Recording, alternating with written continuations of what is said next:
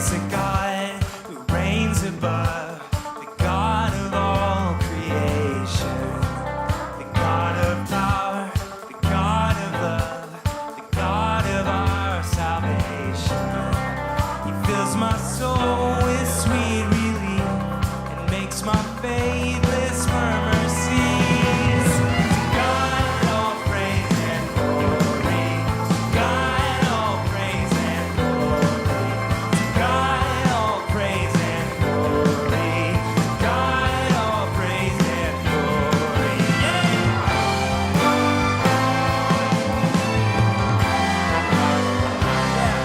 The Lord is never far away, but through all grief, distress. So I know it seemed like we needed an invitation to get into that, like Martha invited Jesus in. Because that place is packed. So we didn't get the invitation, but we got still the got the takeout. lunch. We got the lunch. We got the hot dog. I've got a place that we do have an invitation to go to. Oh, you do? Let's head there. All right, I'm with you, man.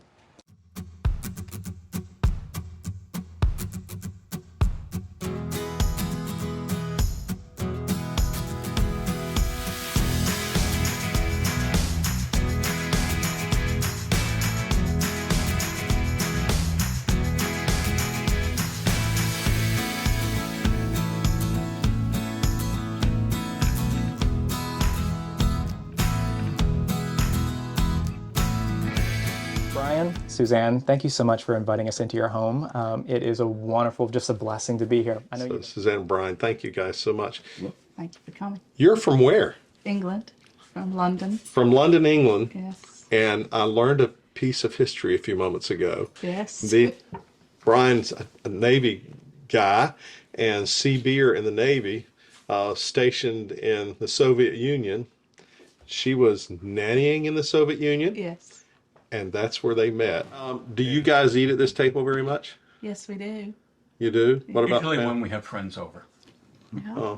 Which is pretty Friends, awkward family. for you guys. Yes, it is. Yeah. You bring a lot of people in. Yeah. Why come? I guess because Good food? it's good food, good friendship. Wait a minute. Are you saying you're cooking the good food or they're bringing it in? Yes. Generally, I cook good food. Yes. Because I'm like, wait a minute. Maybe She I've cooks missed. good food and they bring some. And they bring some too. What's the most British thing that's served at this table? Roast beef and Yorkshire pudding. Ooh. Roast beef and Yorkshire pudding. and roasted potatoes. Roasted potatoes, roasted wow. parsnips, Yeah. Oh wow! and So Christmas pudding with Yorkshire pudding. With with Yorkshire pudding. Yeah.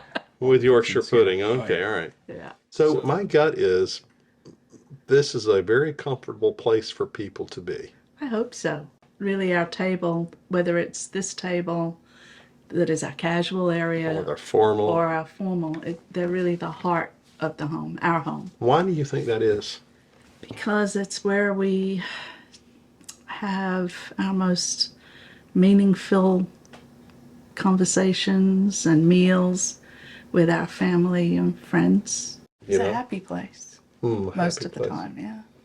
Yeah, I like the happy place, and especially I wonder if it's not always meals that happen at the table, right? No, games, Yeah. game 'cause nights. I noticed yeah. what you Game have nights? underneath this Yes. table Oh, really? here. Oh, yeah. Oh, I Yes. didn't see There's those. board We do games. game and Oh, nights. there's board games. Mexican train, Yeah, Mexican train is a Yeah. good one. yeah. dominoes. And our son likes to play music Yes. So we have and really, I guess one of our happiest or most fun things that we do at our table is at Christmas, when the whole family is here.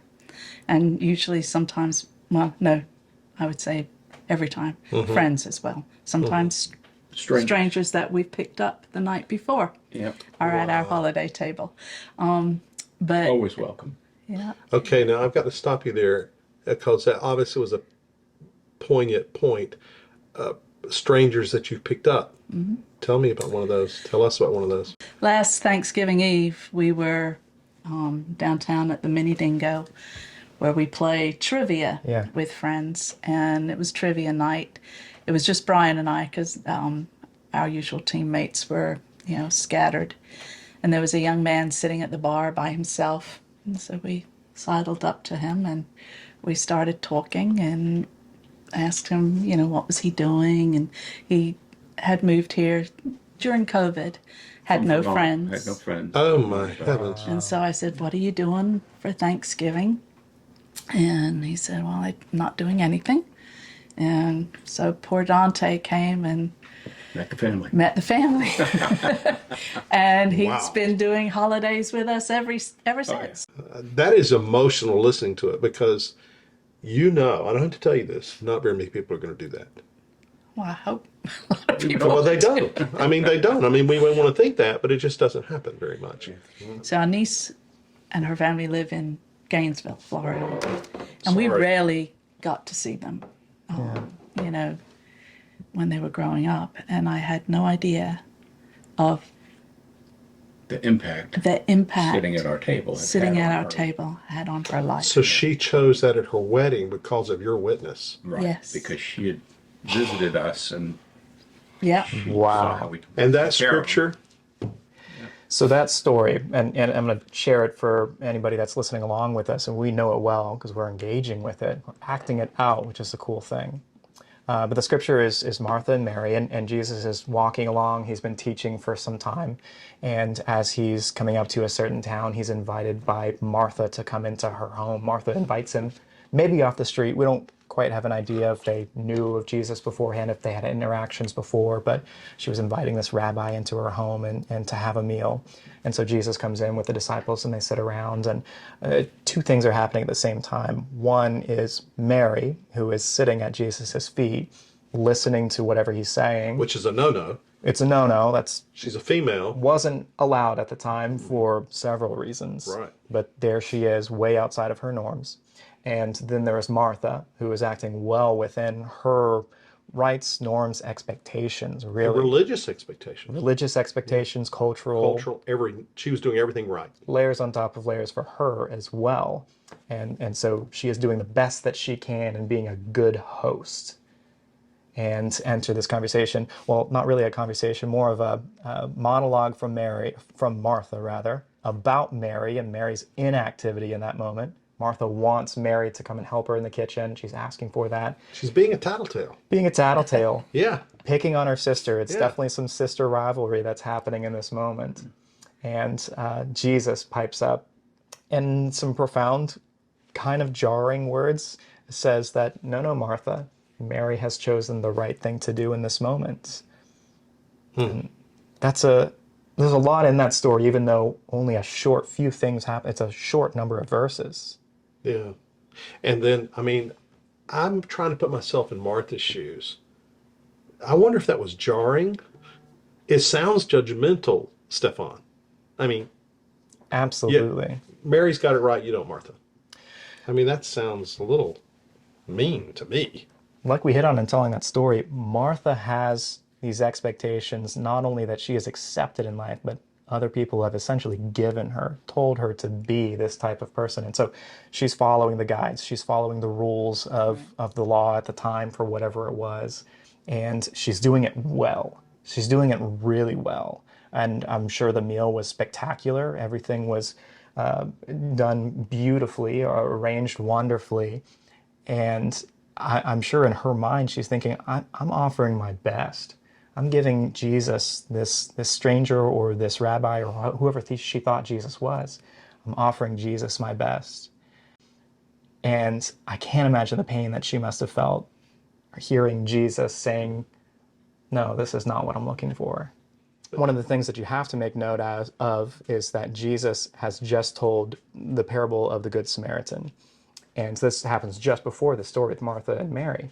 And so in the Good Samaritan, there is somebody that's stepping outside of their bounds. Now, Jesus has told sort of a fictional story. It's a parable that not necessarily happened in real life, but Jesus presented it. And now as Jesus is going to Martha and Mary's home, he's kind of looking for an active example of that happening in real life. So it's neat to see, I call them parable on wheels, parable with actual meat to them, stories that actually happened. But so it sounds like Jesus took sides.